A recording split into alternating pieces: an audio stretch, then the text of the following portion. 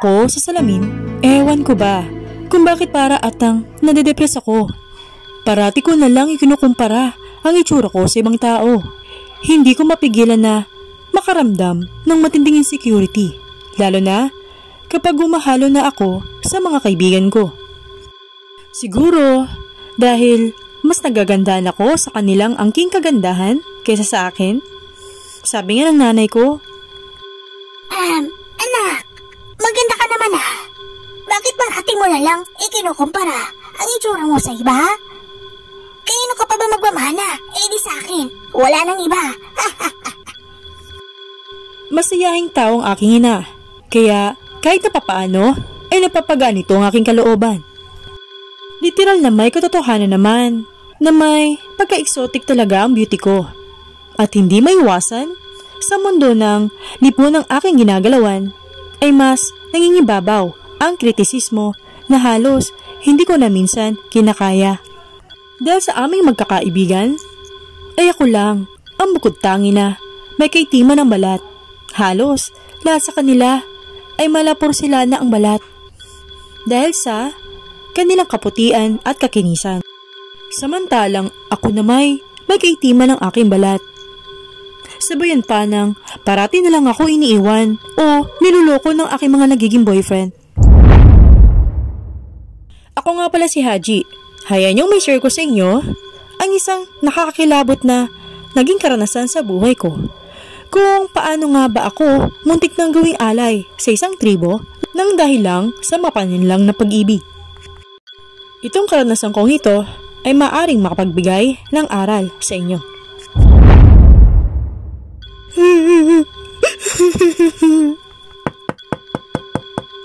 Oh, Haji!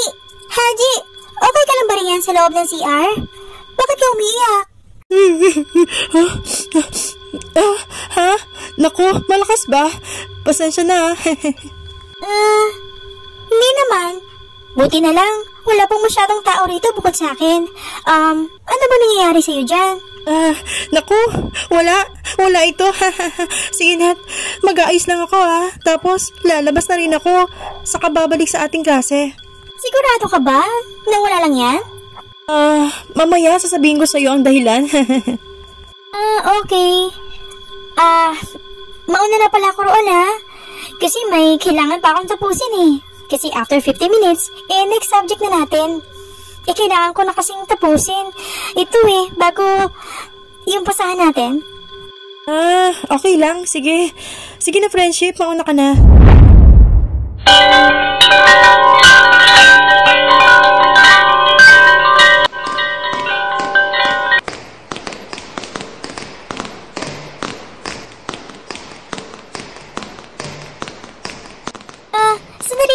Sandali lang, Haji. Hintayin mo ako, sabay na tayong umuwi.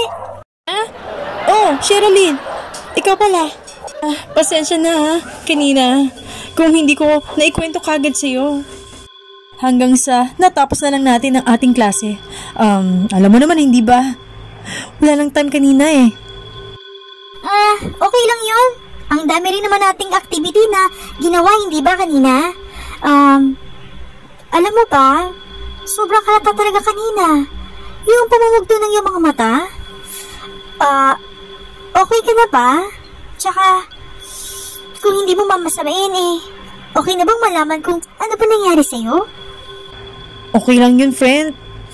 Ganito kasi yun nakipag-break na kasi sa akin si Carlos Kaya yun, medyo nasaktan lang ako dahil sa nangyari. Hindi pala, medyo lang. Super nasaktan talaga ako, girl. As in. Sorry to hear that, girl, Kaya nga rin, parang umiiwas na rin ako sa mga barkada natin. Kasi, ang isa pa sa nalaman ko, ang pinalit pala niya sa akin ay si Trina. Hindi ka. Totoo ba talaga yan, girl? As in, legit ba yan? Hindi nga rin ako makapaniwala na kaya pala ako nun na-try rin na isa sa mga naging kaibigan niya sa ating grupo. Alam naman niya na boyfriend ko si Carlos Tapos, aahasin pala ako ng ganun. Nakailang buwan ba kayo noon ni Carlos? Halos 6 months na. Mansa rin nga namin kahapon eh. Kaso, hindi na nga siya sumipot sa tagpuan namin. Imbis ay, nagpahatid na lang siya ng liham sa classmate niya para lang may abot sa akin. Eh di girl, paano na yung grupo natin? Wala eh, that's life. Soloista muna ako ngayon. Halos dumaan ang mga araw na naramdaman kong parang nag-iisa lang ako. Talagang umiwas muna ako sa aking mga grupo na kaibigan nang dahil lang kay Trina.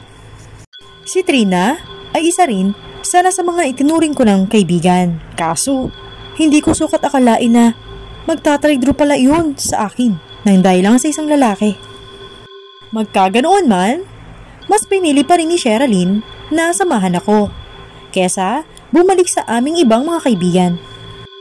Sa kabilang banda, para maproseso ko kagad ang moving on stage ko, ay sinubukan kong sumali sa iba't ibang group sa online or mag-download ng iba't ibang dating app para lang mapunan ko o mabura ang hinahanap na healing ng puso ko.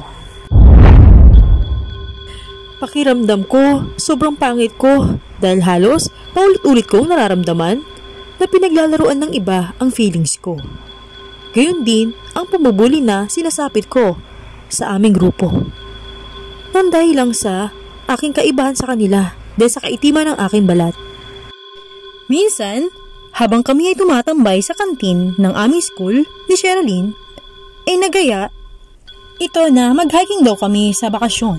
Nagkataon naman na nalalapit na ang pagtatapos ng semestre namin sa 3rd year level sa kolehiyo.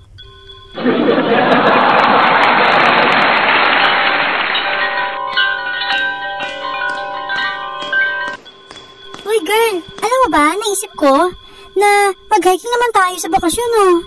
Para minsan makapag-relax naman tayo, hindi ba? Haji, tamang-tama. 2 weeks na lang ay halos tapos na yung semestre natin eh. Sandali lang. Hey! Haji, nakikinig ka ba? Ha? Ano nga yun? Pakiulit. Pasensya na. Ayos naman, girl. Ano ba nangyayari sa'yo dyan? Kala ko naman, nakikinig ka. Abay, kanina pa ako nagsasalita rito ah. Hi! Ikaw naman oh. Something special. Sino ba yung kalandian mo dyan, ha? Ano sinabi mo? Kalandian? Talaga? Nako, huwag ako, oy. Haji, obvious naman kanina pa kaya ikaw nang ngisi-ngisi dyan. Parang baliw ko na nga eh, sa kakatawa mo dyan na mag-isa. Hoy sis, pasensya naman ha. Eto ba? Wala lang to, uy. Pampalipas oras ko lang to. Marami kasi akong sinalihan na dating app eh. Alam mo naman, minsan gusto ko lang may kausap pa. Nice. Nako girl, hini-hini ka naman ha. Almost 2 weeks pa lang ha, mula nang naghiwalay kayo ni Carlos. Gusto mo naman, hanap ka kagad ng papa. Parang, hindi ba delikado ang makipagkilala sa online? Don't worry girl, hindi naman ako seryoso eh. Gaya na sinabi ko kanina, pampalipas oras ko lang to, hindi ba? Okay. Oh, ano na? Mag-hiking ba tayo sa bakasyon? Okay, call. Okay ako dyan. Yun! Lumipas na nga ang bakasyon. Kasalukuyan na nga kaming naroon sa Tanay Rizal. Kasama ang loyal kong kaibigan na si Sherilyn. May ilan din kaming kasabayan doon na taga-ibang grupo naman. Kung kaya't mas marami kami sa mga pagkakataon na yun.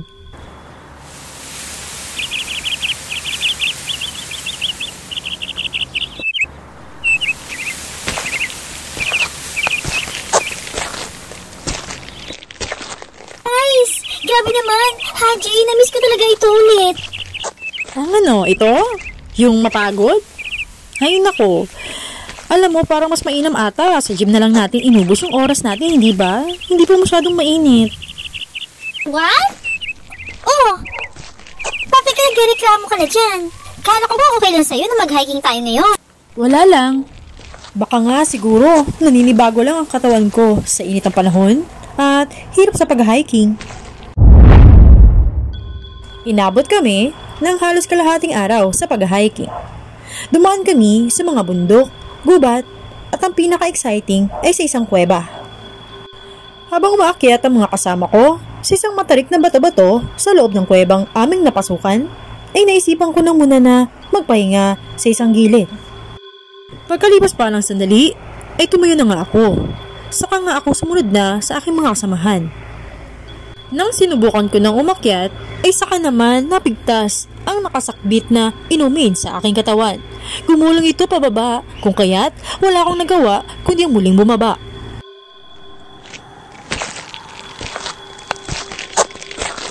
Oh! Ayos naman! Nakakainis naman! Kung kailan nasa kalagitnaan na ako, saka naman nasira ang sakbitan ng inumin ko. Nakakainis naman! Ako na lang tuloy ang nahuli sa paglalakad namin ng mga kasama ko. Paano na yan? Kailangan ko pa tuloy bumaba ulit. Wala na nga akong nagawa, kundi ang bumaba muli. Nang nakasampa na ulit sa ground ng lupa ang aking paa, ay saka naman ako humarap. Saka naman may isang estrangherong lalaki ang bumungad sa aking harapan. Hi miss, mukha atang sa'yo ito. Napansin ko kasi na gumulong ito pababa eh. Kaya hindi na ako nagdarong isipan na pulutin na lang. Oh, yeah, sa akin nga yan. Nako, mister, maraming salamat dito ah. Akala ko ako na lang ang naiwan sa mga kagrupo natin. May isa pa pala. Tara na. Halos kasi lumalayo na sila sa atin eh. Napansin ko na napangiti na lamang ang kasama kong lalaki. Sinubukan ko muli na umakyat. Nang nakailang akyat na ako, ay mayroon namang nangyari ng hindi naasahan sa akin.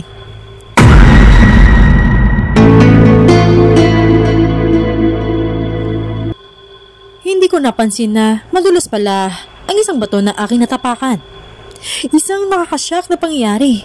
Nang nadulas ako, nang halos tumalbog-talbog ako sa ilang mga bato na napagbagsakan ko. Saka nga ako sinalo ng lalaking nananatili lamang na nakatayo sa aking paanan.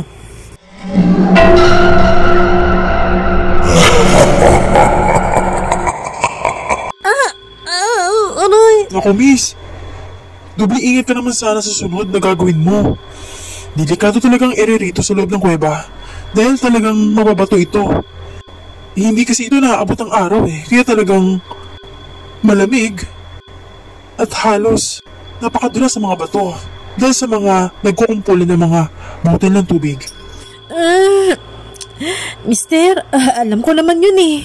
Pero maraming salamat pa rin sa pagsalo sa akin. Baka lang siguro kaya nangyari ito sa akin kasi naninibago pa lang talaga ako ulit eh. Kasi matagal-tagal na rin akong hindi nakapag-hiking mula nung huling hiking ko. Taon na rin yun eh. Nang ibinaba na ako ng lalaking sumalo sa akin, saka ko naramdaman ang pananakit ng ilang mga binti at pigi ng hita ko. Sa aking pagsilip sa mga sumakit na parte ng aking katawan, ay doon ko na nga napansin na nagtamo na pala ako ng ilang mga galos sa balat ko at ilang mga pasa na nagsisimula ng makita sa aking balat.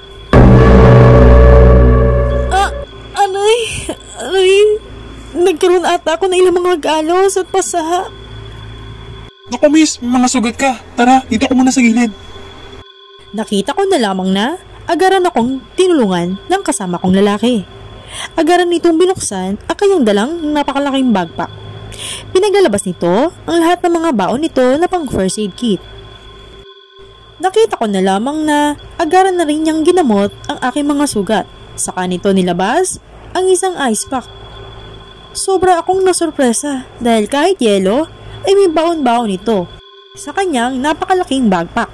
Hindi ko may pagkakaila na kabilang talaga siya sa mga hikers na nakasabayan namin na mga oras na yun. Habang ginagamot niya ako, ay doon ko na nga siya kinilala ng maigi.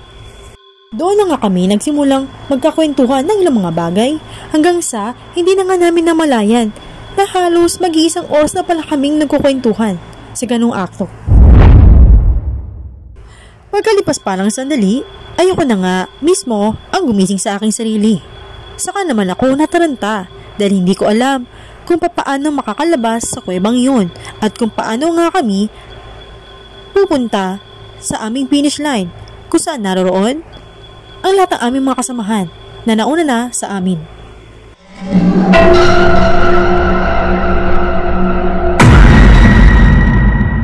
Oh, look! Almost 1 hour na pala. Mula lang tayo nagkakwentuhan dito. Paano na yan ngayon? Paano tayo makakabalik dun sa pinanggalingan natin? Alam mo ba ang pabalik? Just trust me, Haji. Walang ano-ano eh. Bigla na nga ako nito binuhat. Nagtaka naman ako. Sa kabilang banda, kung paano na hindi siya nabigatan sa akin. Gayong, may sakbit din siya na isang napakalaking backpack sa kanyang likuran. Sabayan pa ng pagbitbit niya sa akin habang may dala rin ako ng sarili kong backpack. Halos umabot din kami ng 30 minuto sa paglalakad hanggang sa narating na nga namin ang isang cafe na malapit na halos sa station ng aming mga sasakyan.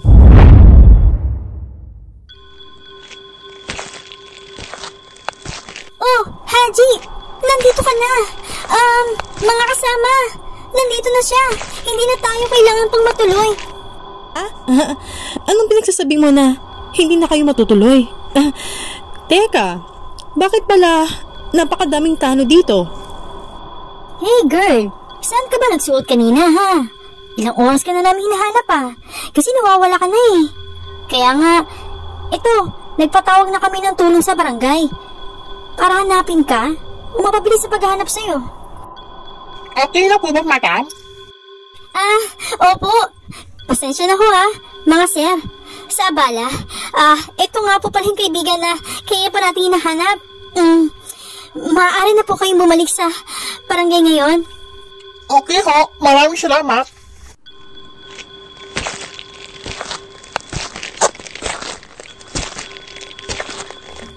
Hey girl, pasensya naman kung halos magdadalawang oras lang naman ako nawala.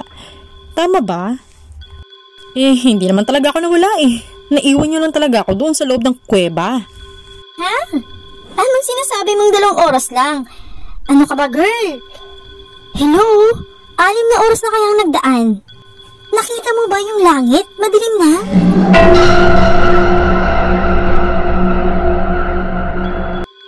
Napatingala naman ako sa kalangitan. Laking gulat ko. Nalamang na halos madilim na nga pala ang langit. Sabay lingon ko na rin sa aking relo. At totoo ngang halos pasado na 6:00 na ng mga oras na yun. Oh no. Parang may biglang gumuhit na matinding kaba sa aking dibdib. Na-freeze ako saglit kung paano nangyari iyon. Gayong, kakatingin ko pa nga lang sa aking relo na mga nagdaraang oras. At sigurado ako na pasado 1:30 pa lang ng katanghalian nang dumating kami sa station na yon. Biglang nanginig ang buo kong balahibo. Hindi ko mawari kung namamalikmata na nga lang ba talaga ako sa mga nagdaang oras.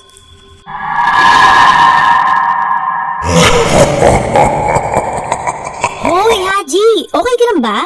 Kanina pa ako nagsasalita rito Kanina pa kaya ikaw kinakausap. Pero napansin ko sa'yo, nakatulala ka lang dyan Para kang naengkanto. Ha? Pasensya na Hindi lang talaga ako makapaniwala na halos gabi na pala nang nakabalik kami rito. Ni ano? Sinong ano? Yung kasama kong lalaki. Napansin mo ba siya? Kanina kaya buhat-buhat ako nun nang dumating kami rito. What? Really? Hey girl, wala ka namang kasama kanina nang dumating ako Nakita ko nga kanina ikaw nag-iisa lang na nakaupo dyan sa gilid. No! May kasama ako. Totoo yun. Sige nga, kung may kasama ka, sino siya? At saka, nasan siya? Ha? Yun lang. Hindi ko kasi nakuha ang pangalan niya Tsaka kanina kasi, alam ko talaga, nandito lang siya sa tabi ko Hindi ko na nga alam kung nasan siya ngayon Nako girl, ang lala na talaga. Ang lala. Kailangan mo na siguro magpa-psychology. Matapos ang naganap na yun, hanggang sa nakabalik na kami sa Manila, ay takang-taka ako kung sino ang taong yun. Hindi pa rin siya maalis sa aking isipan.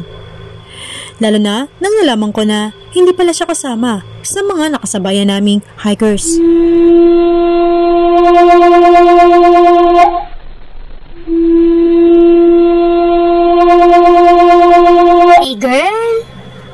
ka na naman ha, nakatulala ka na naman dyan. Nandito na nga tayong lahat sa Manila, hindi ba? Bakit parang atang naiwan pa ang diwa mo sa huling place na dinalaw natin nung nag-hiking tayo? Ha? Oo nga Natapos na nga ang bakasyon natin Ito na, balik na naman tayo ng school pero hindi ko talaga alam girl Hindi talaga mawala sa isip ko yung mga naganap sa atin nung nag-hiking tayo. Ang strange kasi nung mga nangyari sa atin Well, alam mo, kung ako sa'yo, ikain na lang natin yan, no? Tama-tama. Nabalitaan mo ba? May bago raw na kantin. Ang nagbukas malapit dyan sa school natin, sa labasan. Sakto. Uwian na, At half day lang yung naging klase natin ngayon. Tara, puntahan natin yung kantin na bago na yun.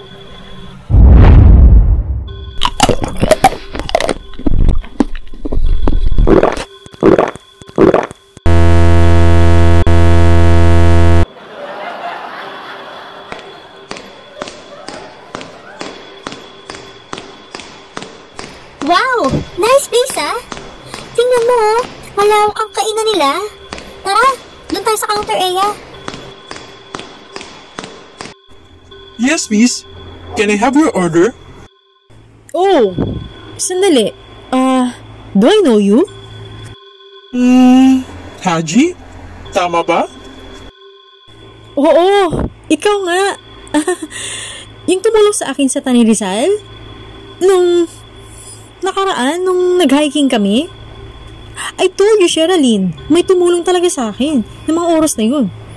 Akala ko talaga, nag-halusinate lang ako. Oh, kiss girl. Grabe ka girl, Hindi ka pa rin pala nakaka-move on sa issue na yan, Muli ko na naman nakita ang lalaking aking nakilala sa pag-hiking namin noon. Doon na nga nagsimula na maging magkaibigan kami. Sa paglipas pa ng ilang buwan, isang araw ay hindi ko na nga napansin na para bang nagimana ang damdamin ko sa taong yon. Hindi ko napigilan ang sarili ko na mahulog sa kanya dahil sobra itong maalaga, sobrang bait at maintindihin sa akin. Binigyan ko tuloy ng meaning ang mga pagtrato na ginawa niya sa akin. At nag-assume ako na baka ay gusto niya rin ako. Subalit, dumating ang pagkakataon na may isang kaganapan ang nangyari sa buhay ko na halos ikinahama ko na nang nagkaroon ng isang okasyon sa kanilang probinsya.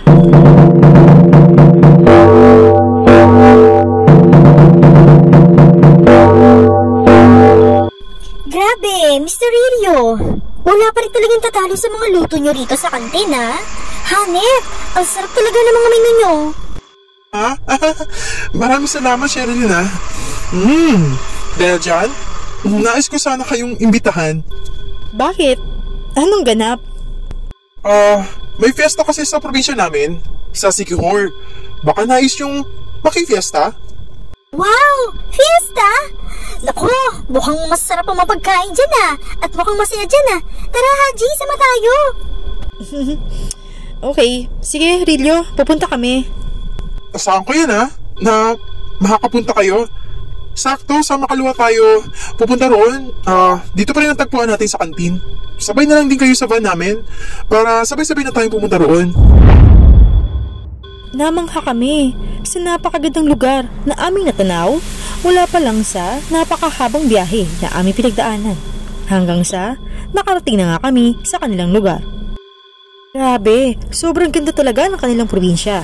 Subalit, nang nakarating na kami roon, hindi ko mawari kung bakit parang tila ba ay hindi naging komportable ang kaibigan ko na si Sherilyn.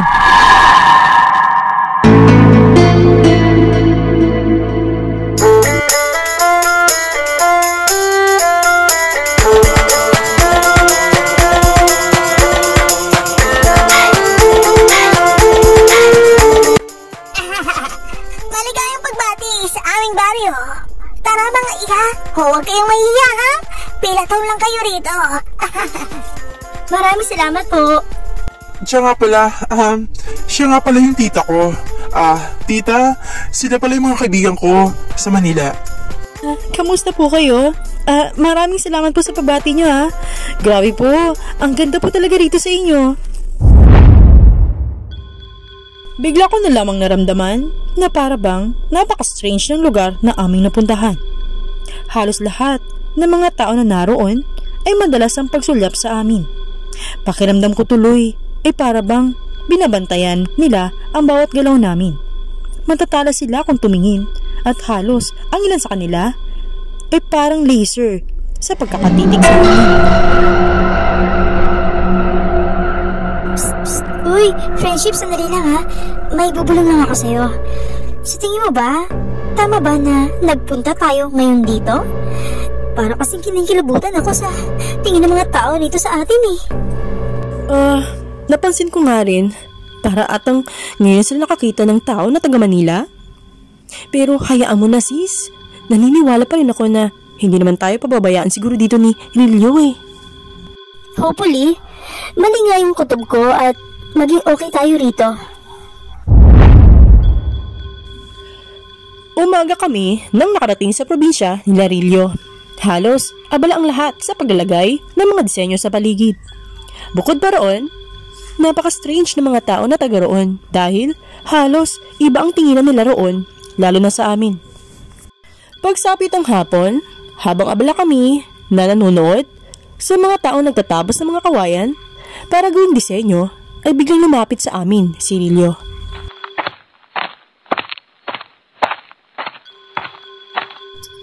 Hey beautiful girls, kumusta? Before 6 PM pala, sana mamaya, iimbitahan ko sana kayo sa isang bahay ng aming kamag-anak. Kasi, doon gaganapin yung handaan natin eh. Okay lang ba? Yeah, sure. Puntahan mo na lang kami mamaya rito ha. Siya nga pala, Haji. Mamaya pala, may gusto rin sana akong sabihin sa'yo eh. Tungkol saan naman yun? I think, siguro, mamaya ko na lang sasabihin.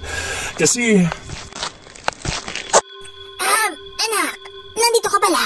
Tara muna sa bahay. Hinahanap ka ng ama mo. Oh, ma. Okay po. Mga girls, alis muna ako saglit. Mamaya na lang ulit. Sige, Rilio. Ano kaya? Kami na lang kayang pupunta sa bahay niyo mamaya before 6 PM. Alright. Halos malakas ang kabog ng puso ko na mga oras na yon. Hindi ko maintindihan ang sarili ko. Kung kilig ba yon o kung ano man. Hindi ko alam kung bakit pa parang natutuwa ako na parang umaasa ang puso ko na baka gusto na niyang umamin na gusto niya na rin ako. Dahil bigla yung nabanggit kanina na nais niya raw akong makausap ng masinsinan mamaya. Parang gusto ko tuloy lumundag sa sobrang kasiyahan. Kung mangyayari man yun na umamin siya sa akin na mahal niya na rin ako. Habang nakatingin ako sa kalangitan ay tila baga na naun siya may ang pagmumuni ko nang bigla akong sinita ni Sherilyn. Hoy girl, anong meron dyan sa kalangitan? Kung bakit kanina ka pa nakatulala riyan? Ayan ka na naman ha? Ha? Wala girl. Oh, tara na sa bahay nila Rilio. Tingnan mo malapit na mag 6 PM. Baka mamaya mahuli pa tayo niyan sa handaan.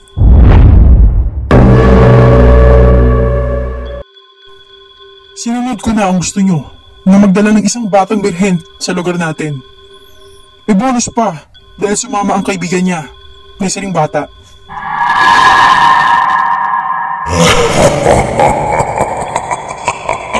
Anak, hindi na makapaghintay ang mga kabaryo natin na lumapa ng birheng mga batang babae.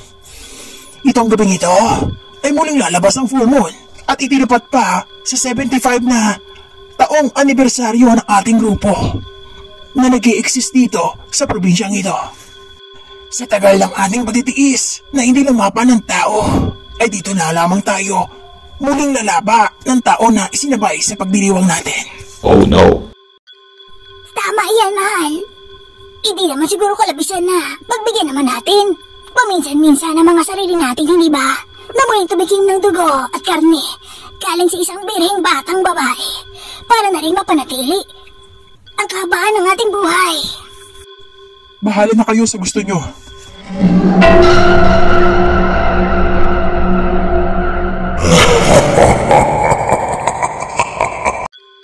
Hindi sinasadyang marinig ang usapan ng magpamilya nang napaaga kami nang magtungo sa bahay ni Larilio.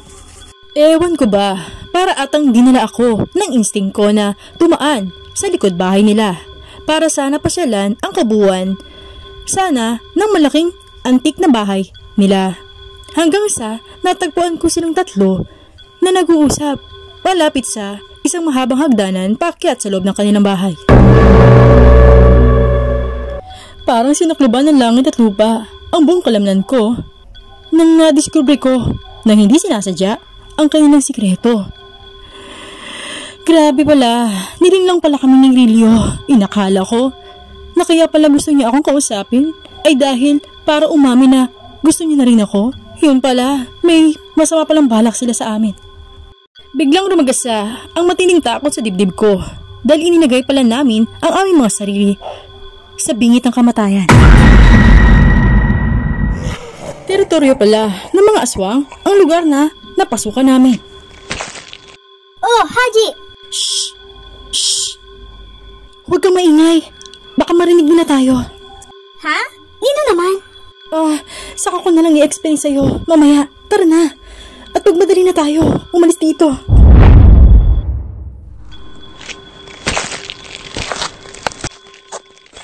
Huy! Bakit? May nangyari ba? Basta mamaya. Mamaya ko ipapaliwanag sa'yo. Mabilisan ko siyang hinila at nang nakalayo na kami, halos sa bahay ni Larilio, ay sinabihan ko na lang siya na umarte na lang na para bang walang nangyari. Habang tinutunton namin ang labasan sa lugar na iyon, ay pilit na lang kami nang umingiti sa mga taong naroroon. Habang naglalakad kami, ay mas nauunawaan ko ng hindi nga pala mga ordinaryong tao ang nakakasalubong namin doon. May nahagi pa nga ang aking mga mata na ilang mga taga roon na halos tululaway na habang nakasulyap sa amin. Sobrang lamig ng pawis ko habang lumalakas lalo ang kabog ng puso ko. Nang nakarating na kami sa pasukan ng gate nila ay halos sarado na ito. Hindi ko na tuloy alam kung anong gagawin namin kung kaya't nagdahilan na lang ako na kunwari ay makikigamit kami ng CR sa isang bahay na taga roon. Nang pumayag naman ang isang babaeng aming nakausap, ay nagmadali kagad kami na magtungo sa gitna ng kagubatan dahil naroroon lamang ang kanilang CR na hiwalay sa kanilang mismong bahay.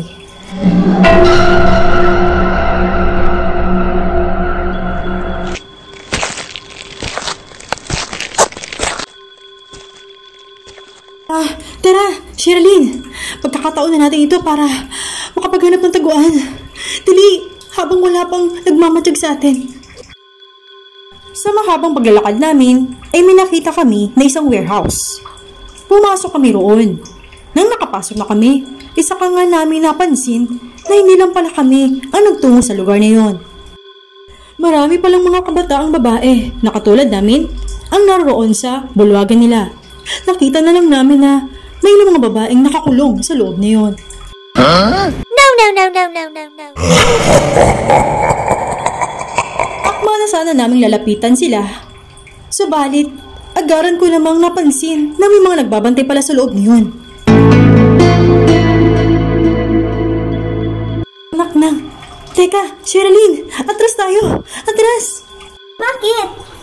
Ayan oh, nakikita mo ba yan? May mga bantay rito. Baka makita nila tayo sa katuluyang mahuli. Pag nagkataon. Ay, pwede ba, Haji? I-explain mo naman mo kung ano man nangyayari talaga. Bakit sila nakakulong? Halos, feeling ko, parang mga taga-Manila rin sila katulad natin. Kasi, pugad pala ito ng mga aswang Nilalang tayo ni Rilio. What? Oh my gosh! Shh! Huwag kang magpanik. Hindi ito ang tamang panahon para magpanik ka. Kailangan tayo sobrang mag-ingat dito. Palagay ko wala na tayong magagawa pa para sa kanila. Kailangan natin ligtas ang ating mga sarili sa ngayon. Wait lang. Paano naman yung iba? Kawawa naman sila. Wala na tayong magagawa dyan. Gusto mo bang mamatay na ngayon? Ha?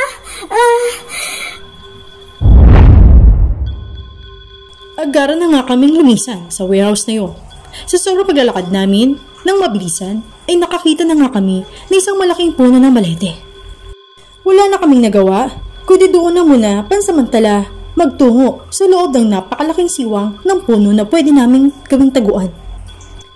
Bago pa kami tuluyan nang nakapasok doon, ay namulot kami ng ilang mga naglalakihang mga dahon ng saging, putol-putol na mga sanga, saka nga namin ito pinantakip sa pinakapintuan ng puno na yon pagkatapos namin pumasok roon.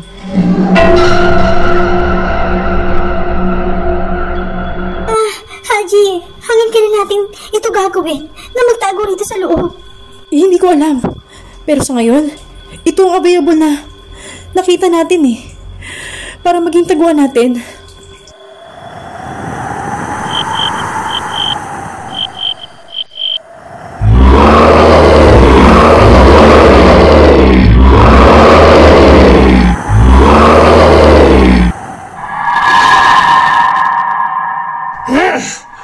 Hanapin niyo ang dalawang babaeng tumakas. Nasa paligid lang yun.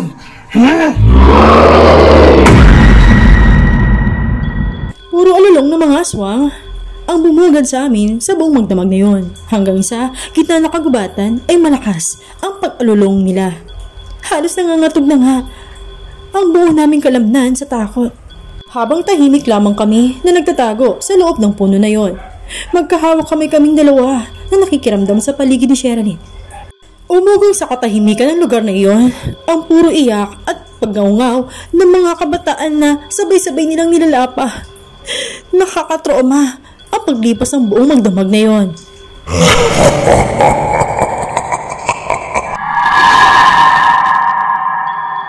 Halos 3 araw na nga kaming nagtago sa loob ng puno na iyon. Saka namin naisipan na lumabas na sa puno na iyon. Halos nanghihina na nga kami at nawawala ng pag-asa na kung paano nga ba kami makakawala ng tuluyan sa lugar na yon. Hanggang sa napadpad kami sa isang ilog. Nakakita nga kami na isang nakaparada na isang bangka. Dala ng katawaan ay mabilisan nga kaming sumampa roon. Bigla na nga kaming nabuhayan ni Sherilyn. At kahit halos 3 araw nga kaming hindi nakakain ng maayos, ay parang hindi namin inalintana ang panghihina namin. Sabay kami nagtulungan ni Sherilyn na magsagwa ng bangka para tuluyan ang makaalis sa lugar na yun. Sa gitna ng aming pagsasagwan ay sa wakas, nakahagip na nga kami ng signal na halos hindi namin naranasan sa 3 araw na nakakulong kami sa loob ng puno. Sa tulong ng isang Google Map ay natuntun na nga namin kung paano nga ba kami makakarating sa bayan ng Siquijor. At doon na nga kami naghanap ng pwedeng tumulong sa amin para makabalik na sa Manila. Humingi kami ng tulong sa pulisya upang i-raid ang baryo na napuntahan namin. Subalit, doon na lang namin napag-alaman na wala palang lugar na ganoon. Bigla parang bula itong nawala sa mapa ng Pilipinas. Maging ang kantin na kanilang tinayo malapit sa aming school ay bigla na lamang parang bulang nawala. Natagpuan na lang namin na ito'y isa na lamang napakalawak na lote. Walang kahit anumang bahid na nagtayo sila ng kantin doon. At dito na nga po nagtatapos ang aking kwento. Ako si Haji. Namisang nalinlang nang dahil sa aking pagkauhaw sa pag-ibig. Dahil doon ay munti ko nang mapahamak ang aking sarili, maging ang aking kaibigan.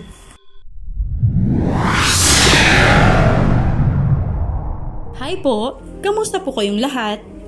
Nagustuhan niyo po ba ang ating isinadulang kwento? Kung ito'y inyong nagustuhan, huwag niyo pong kalimutan na mag-subscribe, mag-like at mag-comment sa aking YouTube channel kung may nais po kayong sabihin.